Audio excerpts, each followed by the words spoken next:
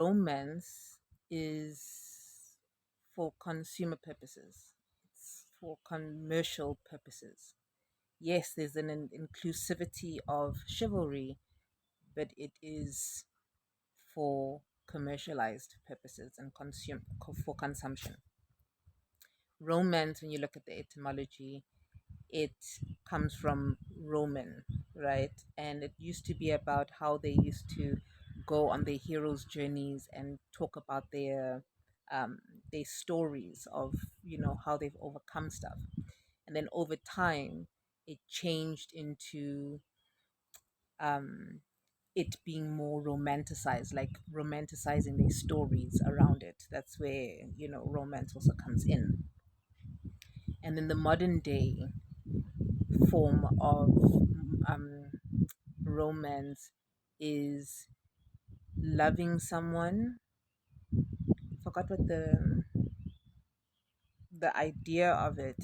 I saw another explanation where someone, it was clearly like a blog of theirs, that said love is two people, romance is between two people who are in love and not married. And I was like, oh, okay, interesting view on romance. And we all have our different stories of what inspired our view on what love is.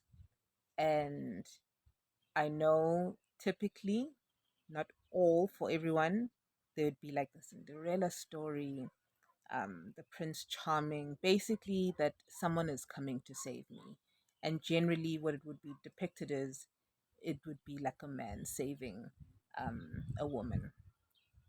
That whole thing of like the damsel in distress. And then you obviously get like the Peter Pans of life and stuff like that.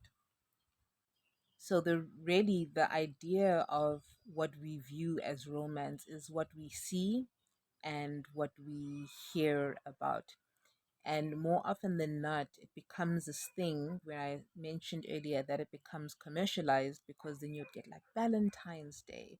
You'd get all these things of when someone is romantic, the idea of romance for someone is when you're buying them gifts, when you're going on weekends away, when you are like making them cards, and you putting them like petals on that's the sort of commercialized version of what romance is. So people would be dating, and then when it comes into marriage, somehow for a majority, that romance falls away.